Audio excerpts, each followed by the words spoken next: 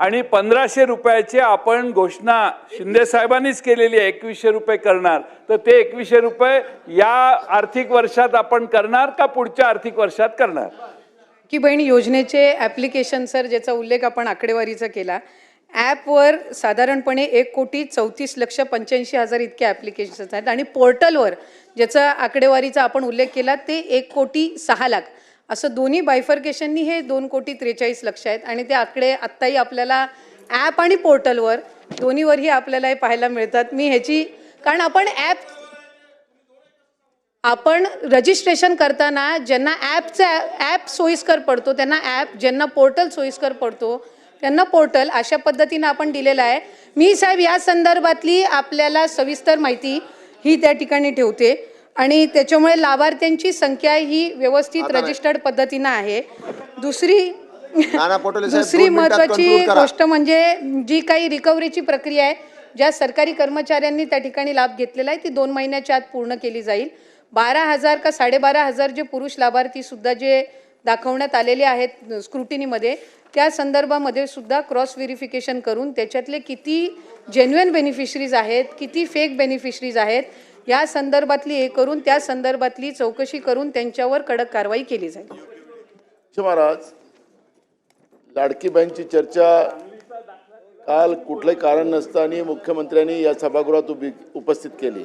आज योगायोगाने लक्षवेधी लागली. अध्यक्ष महाराज, माझा स्पेसिफिक प्रश्न अध्यक्ष महाराज, आणि ज्यांनी सुरू केलेली होती ते सभागृहात आहेतच, एकनाथ शिंदे साहेब.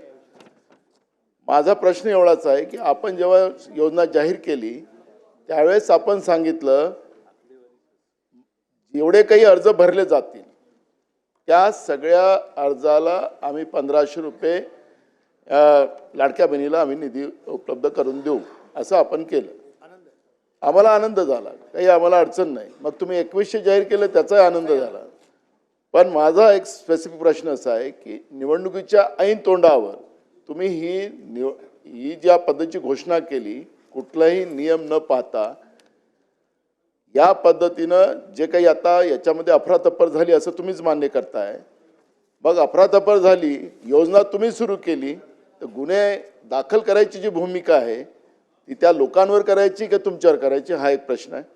एक, तुम्ही 2100 करणार का, दुसरा प्रश्न. आणि तुमची ॲप आणि पोर्टल याच्यामध्ये हे आकडे फरक का दिसतात? म्हणजे ही योजना जशी ज्या उद्देशाने तुम्ही सुरू केली, जी गडबड तुम्ही लोकांनी केली ती आता ॲप आणि पोर्टलमध्ये आपल्याला पाहायला मिळते आहे. मग या योजनेमधले लाभार्थी नेमके कोण आहेत ते पण कळायला पाहिजे. नाही, उत्तर द्या ना, देऊ द्या ना. या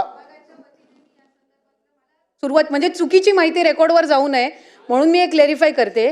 लाडकी बहीण योजनेचे फॉर्म घेत असताना आपण ऑफलाईन, आपण ॲप, आपण पोर्टल असे वेगवेगळे माध्यमं लाभार्थ्यांसाठी उपलब्ध करून दिले होते आणि म्हणून त्याच्यामध्ये ॲप आणि पोर्टल हे दोन्हीही प्लॅटफॉर्म्स आहेत. आणि हे दोन्ही प्लॅटफॉर्म्स असताना जे ऑफलाईन फॉर्म पण जे अंगणवाडी सेविका असतील, आशा सेविका आहेत, तिथले ग्रामसेवक आहेत, वेगवेगळी जे सरकारी यंत्रणा आहे, यांना सुद्धा आपण तिथं लाभार्थ्यांना सोयीस्कर पडावं रजिस्ट्रेशनसाठी, त्या दृष्टिकोनातून आपण हे केलेलं आहे. आणि KYC साधारणपणे 1,74,00,000 महिलांपेक्षा जास्ती महिलांची झालेली आहे. हे मी ऑन रेकॉर्ड आपल्याला इथे सांगत आहे. 31 डिसेंबरपर्यंत त्याची मुदत आहे आणि त्याच्यामुळे कुठेही या संदर्भामध्ये रजिस्ट्रेशन करत असताना वेगवेगळे प्लॅटफॉर्म्स आपण त्यांच्यासाठी रजिस्ट्रेशनसाठी उपलब्ध करून देत असताना कुठल्याही लाभार्थ्यांच्या आकडेवारीची, कुठल्याही गोष्टीची इथं गडबड किंवा कुठल्याही पद्धतीचे याच्यामध्ये दुर्लक्ष झालेलं नाही. ठीक आहे. सन्मान्य सदस्य हारून खान.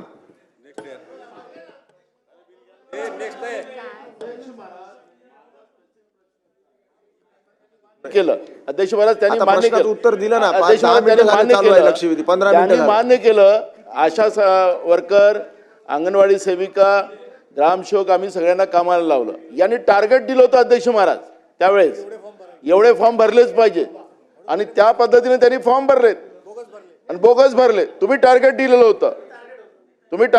होतं, आणि मग तुमचं आता टॅब आणि या दोन्ही त्याच्यात फरक जाणवत आहे. आम्ही काय तुम्हाला मदत केली ना, पण तुम्ही सरकारच्या योजना आम्ही त्याचं समर्थन केलेलं आहे. पण याच्यात जे गडबड झालेली आहे त्याला गुन्हेगार कोण? आखरी हे जनतेचे पैसे आहेत, तुम्ही मालक नाही आहात, तुम्ही मालक नाही आहात. जनतेच्या पैशाचा हिशोब द्यावा लागेल तुम्हाला.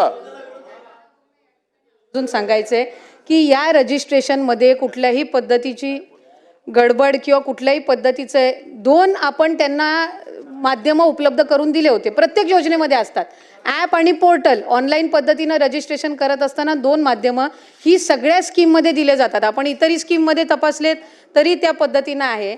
आणि लाभार्थ्यांची संख्या ही सुरुवातीपासून 2-2.5-3 कोटीच्या संख्येमध्येच आहे. त्याच्यामुळे या संदर्भातला आता नव्याने काही आपण त्याबद्दल कॉन्ट्रोवर्सी तयार करून किंवा लाडक्या बहिणींच्या योजनेला आणखीन बदनाम करण्याच्या दृष्टिकोनातून काही वेगळे विषय इथे काढू नये आणि रेकॉर्डवर काही चुकीचं येऊ नये अशीच माझी सभागृह